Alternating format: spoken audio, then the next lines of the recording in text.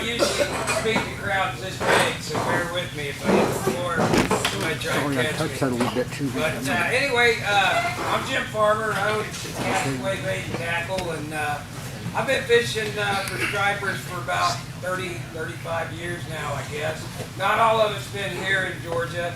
I started fishing for stripers out in California way back in the late 70s, early 80s, and kind of worked my way over here. But I did spend quite a few years out in California fishing the lakes and the rivers and the aqueducts and all that stuff for stripers out there. And finally, after being in the Navy for quite a few years, they finally moved me here, and I started fishing Lake Lanier for stripers. I believe it was about 96, 97, and I've been fishing for them since. My deal is trolling. I like to troll, so that's what I'm going to talk to you guys about a little bit tonight, is trolling Leadcore on Lake Lanier, and some of the things that I've learned over the years. I've been trolling it for quite a few years now, and kind of learned a few things. So I'm just going to pass along some of the stuff that I've learned, and I'm going to this is a new slideshow I've got here, so we're going to kind of follow along with that. That kind of keeps me on the right track here, if I can read what I'm doing. But what I'm going to cover tonight is I'm going to cover a little bit on preparations, location, presentation of your bait when you're using Leadcore and Downriggers, some of my tactics that I use and other people's tactics too, and then landing the fish. So we're gonna cover all that. But first, before we start talking about tactics and going to the lake and fishing and all that stuff, one thing I want to talk about is your preparations and your tackle, and I think that's really, really important before you even put your first jig in the water. To me, I mean, we got any golfers in here? Anybody golf? Besides me, you got a couple. Well, one thing about golfing is when you step up to the tee box, there's probably about 10 or 15 things going through your mind to hit the golf ball. You got to set up before you actually swing, you know. Well, it's kind of the same way with this. As far as I'm concerned, before I put my tackle in the water, I'm going to make sure that everything looks good. I'm going to show you guys something here.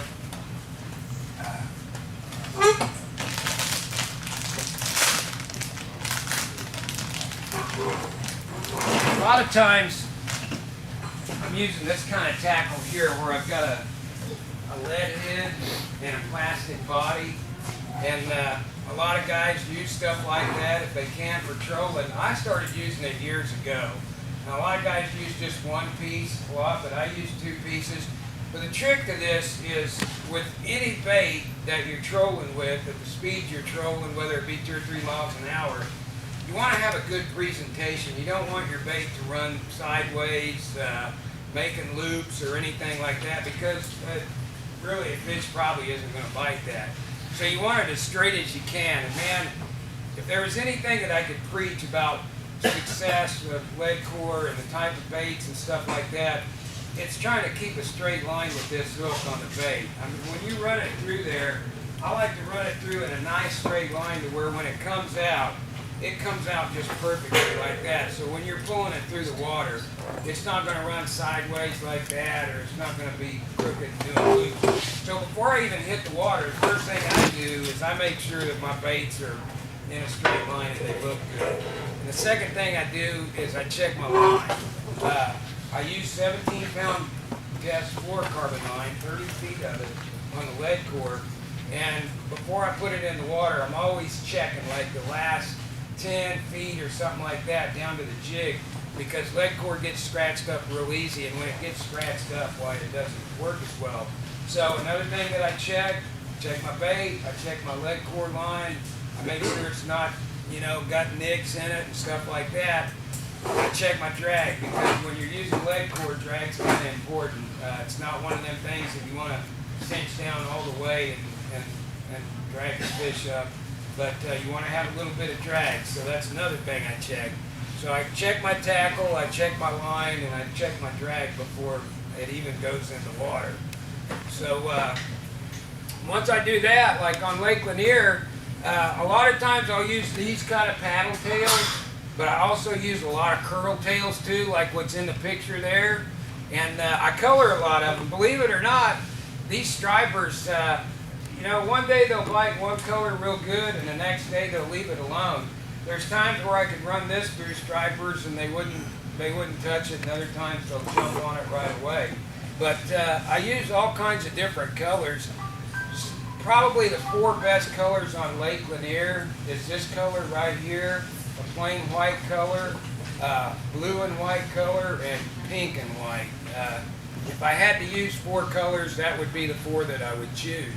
So we got all kinds of colors up there, and I do try all kinds of different colors, and believe it or not, these stripers bite on some of the funniest stuff sometimes. But once again, I use paddle tails a lot, I use curl tails a lot, and I also use fluke baits too. When I first started trolling Leadcore, about all I used was Captain Max bucktails, and I put like a green fluke on them. Man, we used to kill them that way. We had a lot of fun catching them on those jigs, and it's kind of the way I learned to use the Leadcore with the jigs. But then I started kind of making my own, so Captain Max kind of went out the window. But I mean, that's just a plain bucktail with curl tail or a paddle tail or a fluke on it is a good one to use for trolling Leadcore too. Let's go ahead and go on here.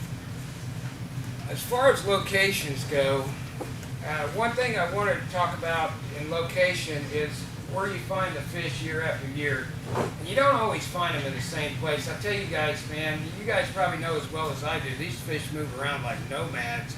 You might find them in one place one day and they might be gone the next. And I think a lot of that has to do with our rain, the water levels in the lake, how much water they're moving through the lake. If you take like last year, the lake was full, and really we didn't have a real good thermocline set up. And I don't know about you guys, but I didn't do that good with Leadcore last year. It didn't really help me all that much. We did catch a lot of fish on it, but I could tell the bite was kind of off from what it usually is. So we didn't catch the numbers that we usually catch. I mean, the fish were there; they just weren't set up to bite the Leadcore. And I think part of the problem with last year was if you guys remember, we got a lot of rain last summer. And when you get a lot of rain on the lake, well, a lot of time that cold water from the rain saturates through the lake, and it kind of messes up the thermocline a little bit, so you don't have a good solid thermocline. And another thing I was seeing last year was you'd have these spots of thermocline. Some of it would dry up and some of it would stay there, but the stripers tend to stay inside that. And last year, since there was so much rain, you had these different areas of thermocline around the lake that the stripers were in. So if you could find those areas, you could probably find some good stripers on Leadcore. The problem was there was a lot of those areas and the stripers were kind of spread out and stuff like that. So they were really harder to find. But yeah, I think we're going to have the same kind of year this year. I mean, it's shaping up to be the same kind of summer. It's wet, you know, so I think that's going to be what we're looking at. Again, I don't expect it to be a banner year for Leadcore, but you know, we'll do some catching on the Leadcore. But river channels, I'll tell you guys, as far as location and looking for the fish, a good place to start is on the south end, in the river channel or the creeks that come into the river channel. A couple good places, a couple good creeks that I know of down there is Shoal Creek. The creek channel in Shoal Creek runs into the river channel, and right there there's a little intersection.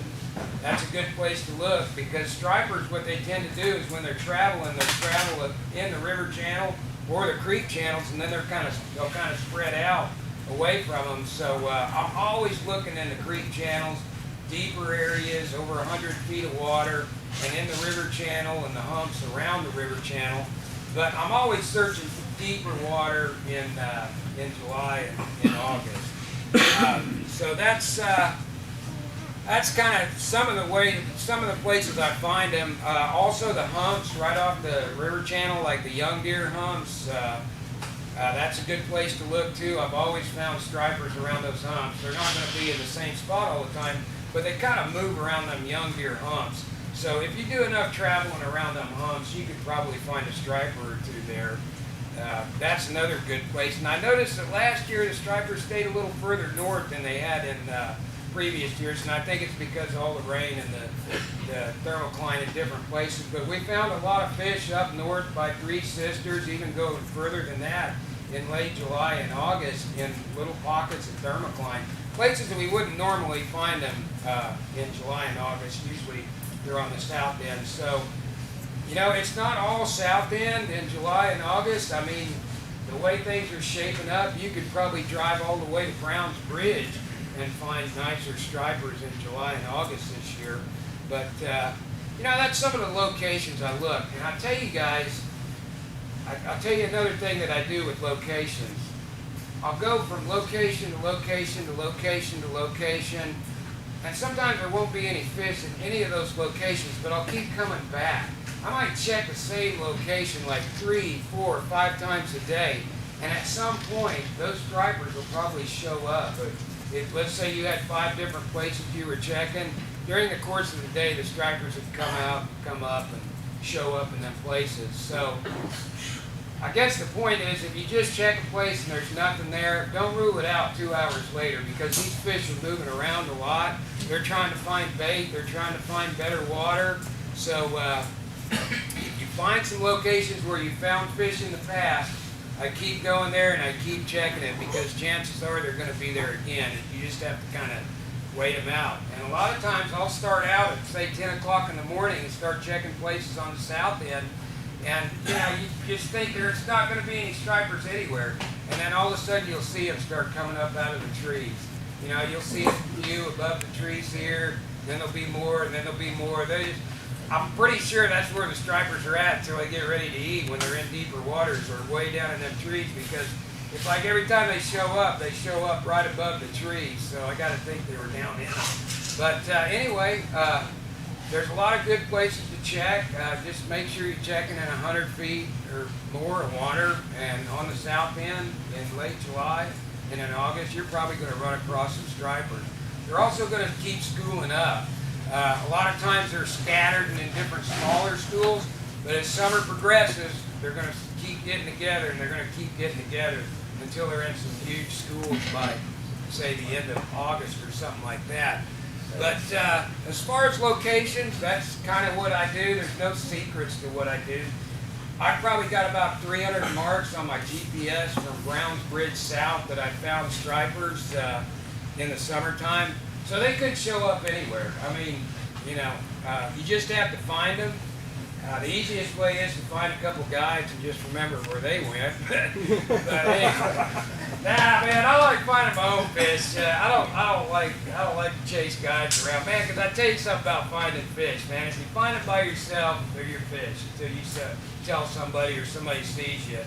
But that's kind of the way I like to do it. I like to kind of hunt my own fish, and if somebody sees me catch one, that's fine. I really don't care, but I don't go chasing around guides or anything like that. I might make a mental note of where they're fishing and go back when they ain't there, but I don't chase them around.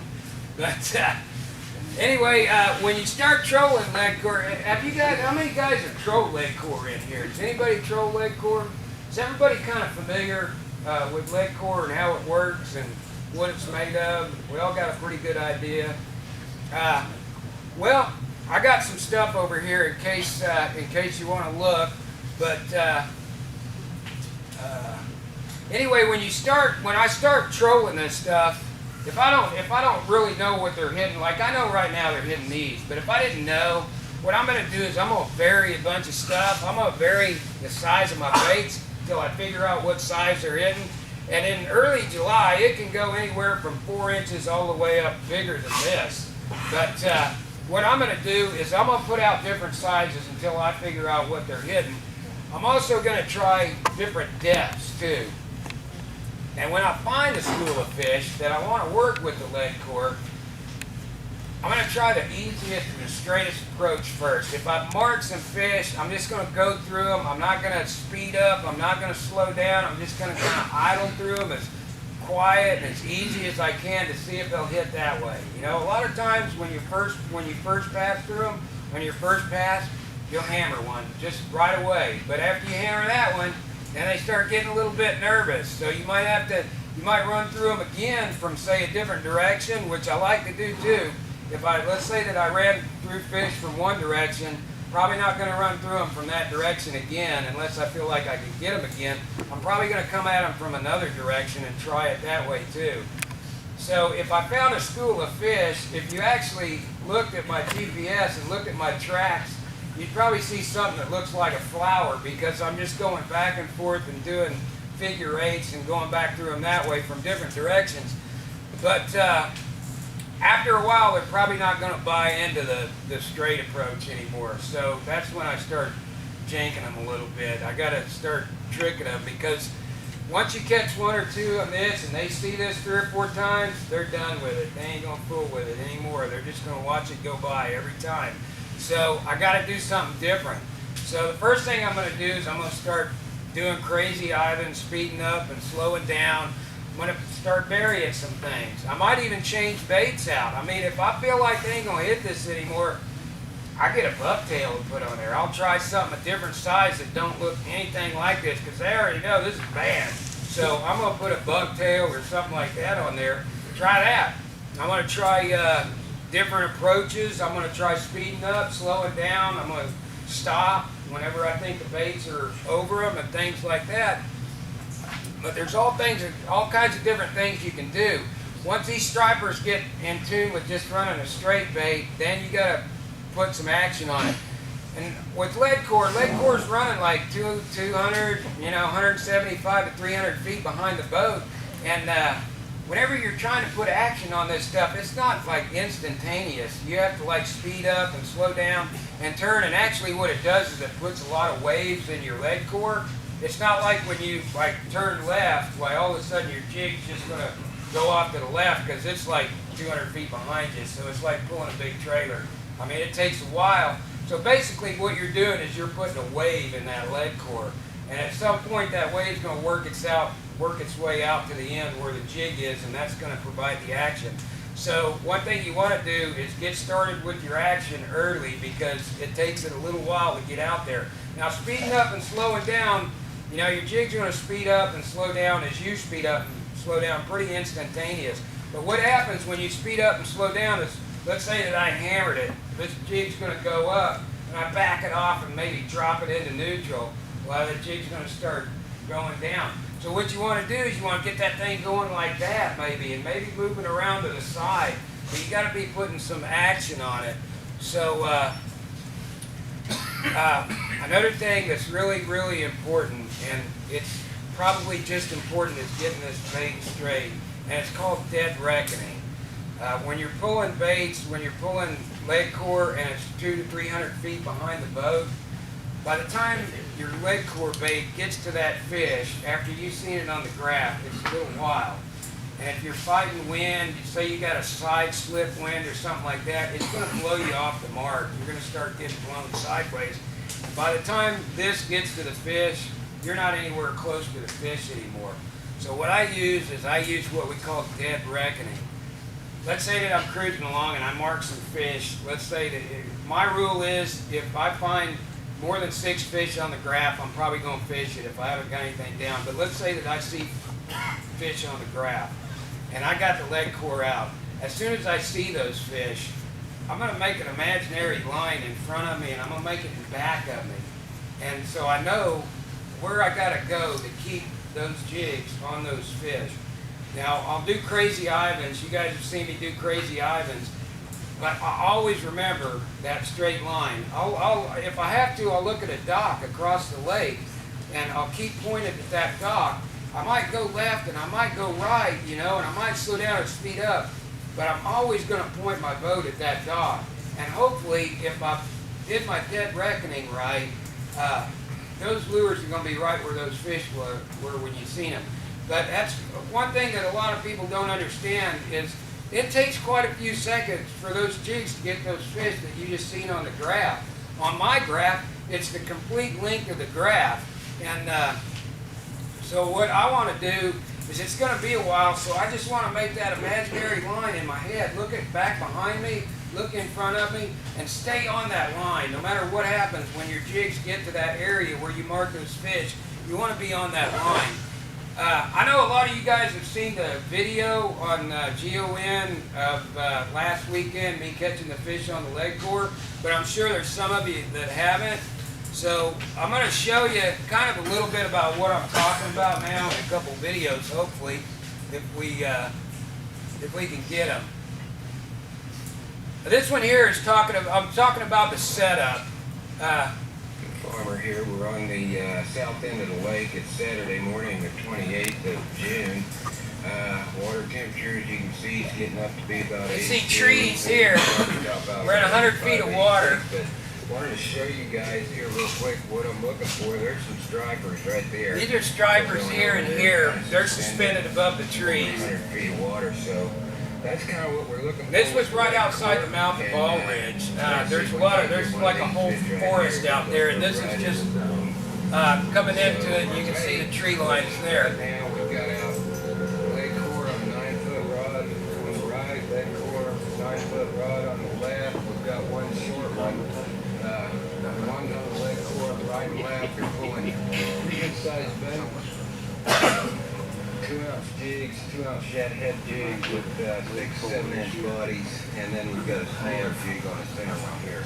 So we're just now pulling the jigs through the fish, and we're going to see if we can get a place to bite here. Now I've got long rods. That rod that's laying over there is 9 foot 6 inches long, and I've got two of those, one out on each side. So I got a pretty good spread, which allows me to run a bait straight down the center. So what I do is, the ones on the left and right, the one on the left, I'll run that back 175 or 200, the one on the right 250, and the one on the center, I always run that shorter. I run that 150 to 175. If a fish gets on there and he moves left or right, he's going to move above the other two, and I can pretty much handle him on that center one. But I'll run that center one. And a lot of times your stripers, they won't hit that one that's back 250, 300 feet. They'll hit the short one. We've caught so many fish running a short Leadcore with our long Leadcore. So it just depends on what they want. This particular day, we caught them at 175, we caught them at 200, and we caught them at 250. They were just at different depths. So that's the way we caught them on this particular day. And as far as tactics are going, let's do that next video. That's just what I mean about Crazy Ivans. When I mark the fish, I kind of go into action, and it kind of shows what I did here. Stripers feeding on a big cloud of bait here. That's a big school of bluebacks right there, by the way. They're around it. There was some back over this way. The stripers are in the bluebacks. Here in just a second, see if we can't get one of these guys off this school of bait here. There's more bait. Another big cloud of bait. We just gotta keep an eye on them. Nice bunch of stripers around it, all in it here. So these stripers, what they're doing is they're just spinning around these bait balls. Through them here. They're not really attacking it, they're just waiting. They're opportunists. They're waiting for something to come by.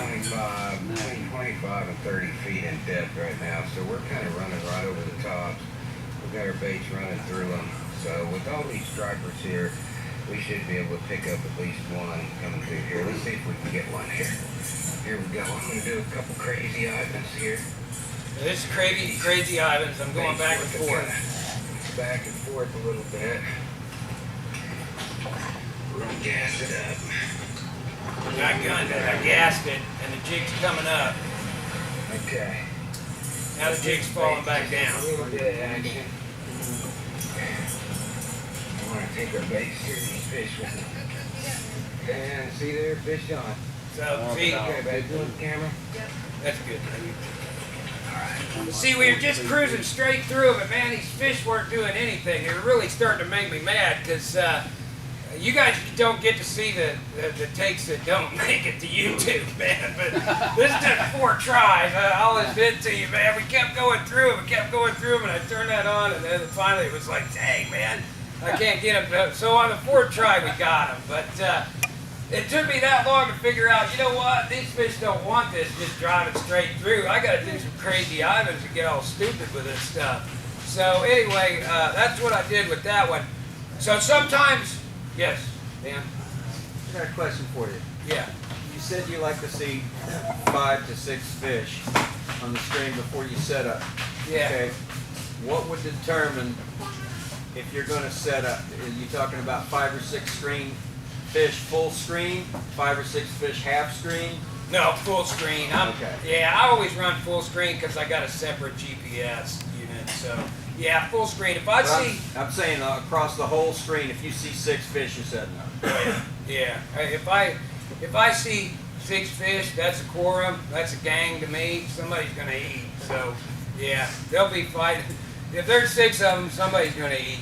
But anyway, there's another thing I want to talk to you about besides serpentining or crazy Ivans, whatever you want to call it.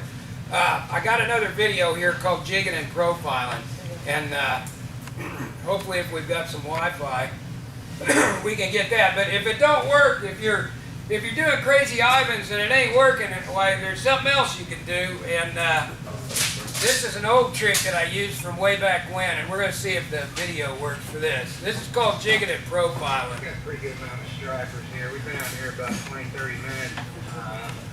Really haven't got any of these guys to hit, so we're going to have to work them a little bit. I'm going to start jigging this Leadcore here. Sometimes when I get like this, if you jig your Leadcore, well, you can get 1 or 2. So let's jig a little Leadcore.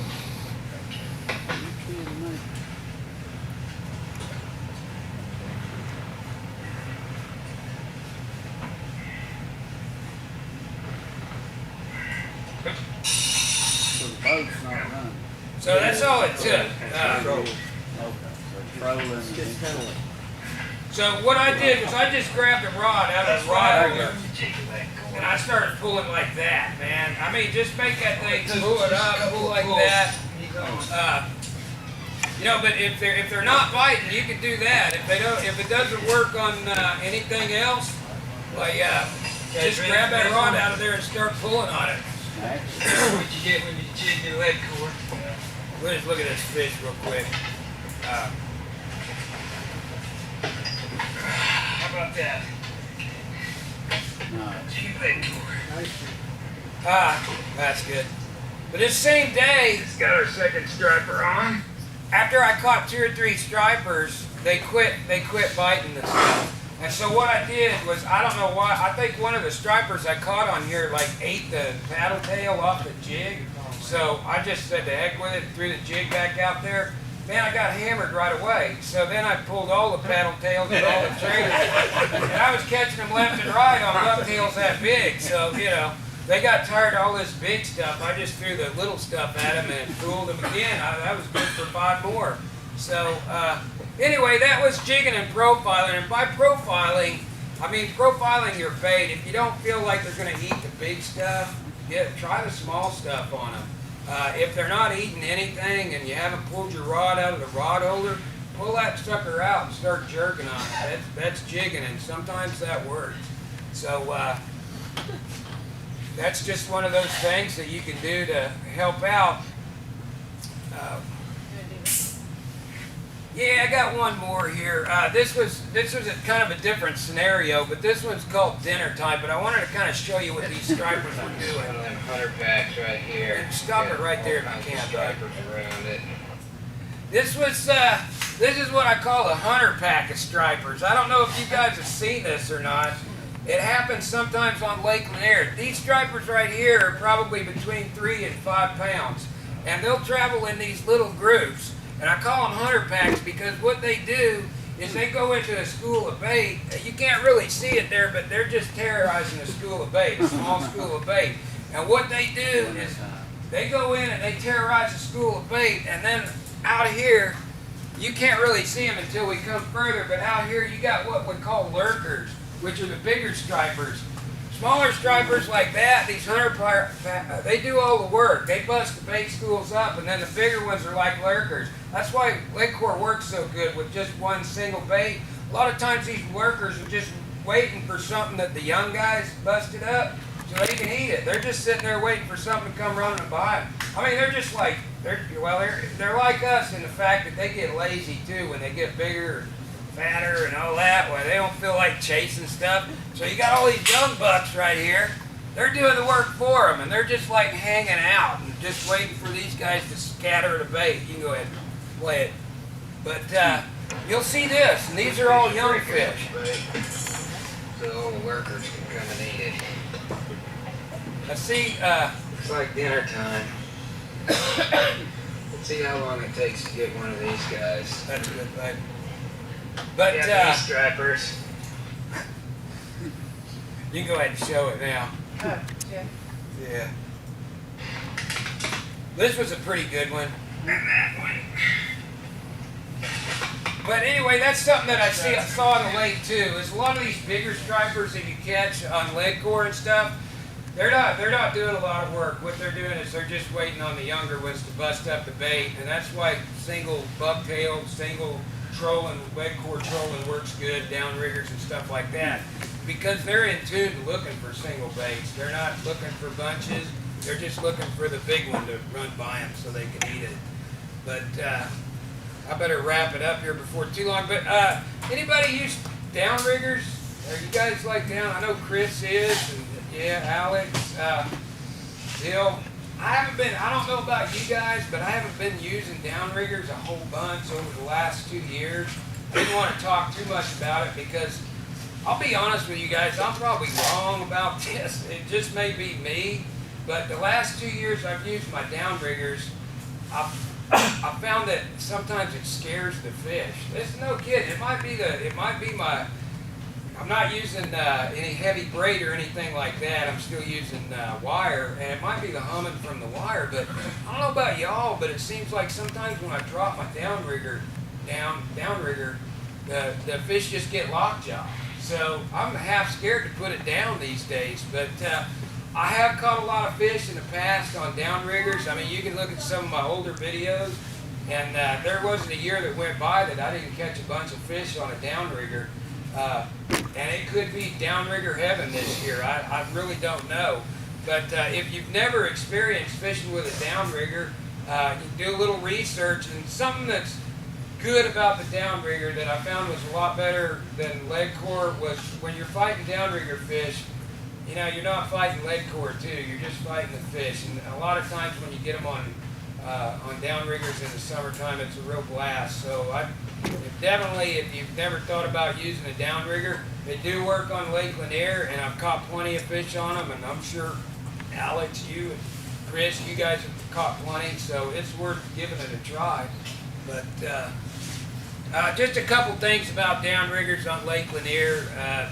You know, you got to keep moving, vary everything. I vary bait size, I vary the depth, I vary the speed, and all that. But anyway, one last thing I want to talk to you guys about, and then I'll get out of here. But when you catch a fish, when you hook a fish, what I like to do, and you can see it in my videos, almost all my videos have the same thing. When Lisa and I hook a fish, the first thing I'm going to do is I'm going to start turning. If there's deeper water around, I'm going to start turning into deeper water.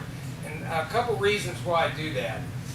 If you just went straight when you hook a striper with your boat on Leadcore, you're going to jerk that fish right out of the thermocline, and he's going to be up on the surface in a matter of 5 to 10 seconds. But if you turn, that gives the fish just a little bit of slack, and he's got a better chance of staying down there in that thermocline while you're turning. So you're not actually pulling the fish out of the thermocline, you're giving the fish a little bit by turning back into him. And you're letting him kind of stay down where he lives until he gets closer to the boat. I've done this hundreds of times where I've caught a fish and went straight, and every time that striper is going to come out of the thermocline and come right to the top. And if I turn into them, they seem to want to stay down longer. I'm giving them more slack. I'm not jerking them out of the thermocline. So I'm letting them have that little bit of extra thermocline while I turn into them. All you got to do is just keep line tight, man. You don't have to like jerk, pull, haul, you know, any of that stuff. Just keep pressure on the fish until you can get the boat closer to the fish as quickly as possible, and then get him up, get him photographed or whatever you do with him, and get him back in the water. Because this time of year, these fish get really, really stressed. You can usually tell when a fish is stressed because he loses that iridescent color. That's the first thing that goes when he gets stressed, is you no longer see that iridescent side on him. If he loses that color, that means he's stressed. And a lot of times in late July and August, you see a lot of fish like that. So, you know, there's a chance of getting out here, whether you're using live bait or whether you're trolling Leadcore, Downriggers, I don't care what it is. There's a chance you could run into a lot of stripers, and you could catch a lot of stripers. And if you didn't know what you were doing, you could do a lot of damage too. I mean, last year I saw a lot of floaters, and man, nobody wants to see any dead fish floating around the lake. So I guess what I'm trying to say is, you know, you have an opportunity to catch some big numbers of fish during the summer because obviously they're a lot more bunched up. You know, it's like shooting fish in a barrel sometimes. But the only thing that I ask is use a little common sense, you know. I mean, if the fish are floating, if you see that they don't have that iridescent color on them, if you've got some floaters, it might be a good time to move on, you know. It might be a time to find another place to fish or something like that because these fish do go through a lot of stress. So that's the only thing that I recommend is just using, you know, a little bit of common sense. But I think that's it. If you guys got any questions for me, like, feel free to shoot away. So On your Leadcore, 1727, what's... Yeah, the whole setup with the Leadcore is 27-pound test on the Leadcore. I put 100 pounds of backing before I put my Leadcore on there, maybe 100 feet at 30-pound test, depending on what your reel can hold. Then you're going to put your Leadcore on there.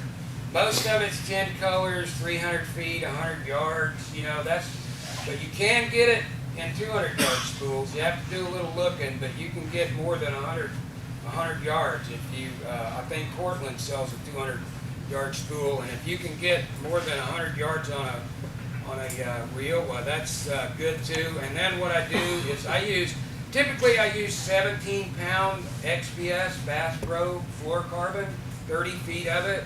The way I connect the two is I just use like a heavy-duty, one of them little tiny power swivels that'll go through the guide on your reel.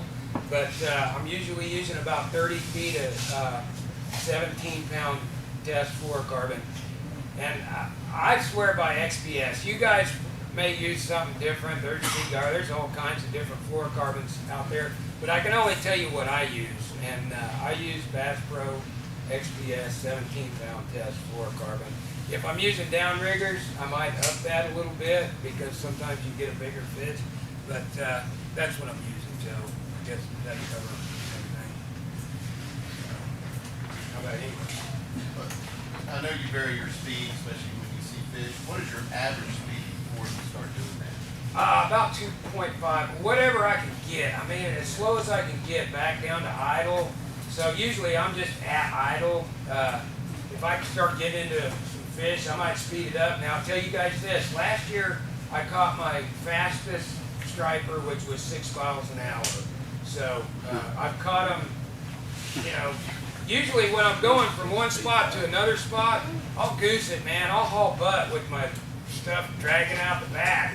But I'm going to goose it up, and I'm going to go from one spot to another spot at 5 or 6 miles an hour. I'm not going to reel in all my stuff and then drive over here and throw it all back out. I'm just going to leave it all out. To heck with it. I got all day, you know, just go with it. But generally when I'm just targeting fish, anywhere from 2, 2.5, 3, something like that. Bill? Do you ever try any little rattle chambers or any of that stuff by poking them into the base to give the bait a little noise? Yeah. On the paddle tails, man, that's a good thing you brought that up, Bill. I was thinking about that earlier. I got some rattles about 3 weeks ago, and they're the kind that have a little point on them. And if you're using paddle tails, those little suckers are just perfect for shoving in the back end of that paddle tail. Just bury it in the plastic. Because with that little paddle tail, it's going like that, going in the water, and that little rattle is just going off in there. I got 2 different kinds. I got like a small one and a bigger one. And paddle tails, those would be great. Good question, Bill. Anybody else? Sir? Do you mind saying, you know, how much the planers are? How much are they? I'm cutting you guys a special deal tonight. I've never done this before. you guys are gonna get them for $35 if you want. And I haven't seen, you know, made out of this styrofoam material. You feel Yeah. like that? Yeah, I like that. It floats really good. That was kind of, well, I tell you what, that planer board, you know, a lot of my stuff that I make come from all you guys, man. It's not like it's any secret that I'm going to take what one of you guys tell me and put it somewhere, but one of the striper fishermen came up with that idea for the planer boards. I just put it on paper and started making it. But, you know, I listen to a lot of you guys, and, you know, I don't get to talk to you a lot, but I'm always listening to what you guys are saying and writing and things like that, so I'm always trying to keep one step ahead of guys. Tell us how you,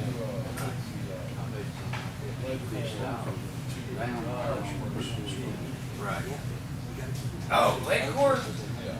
You take the wire out, Nah. how you do it? No, I don't do anything. Man, people ask me about it. Some people take the lead out of it and just use what is that, Dacron or whatever it is that you use. But no, I don't do anything. Man, this Leadcore is so forgiving. You can tie a half inch in that stuff with the lead in it. And I've never had it break, man. I've never taken the lead out, especially Dacron. I just shoved it through the hole and tied a little knot in it that I made sure would go through your line guide on your reel. But yeah, basically what it is just a cinch knot that's been twisted like 3 times and pulled down. It ain't gonna come out. I don't know anything. Anybody else? Oh, well, that's all I got.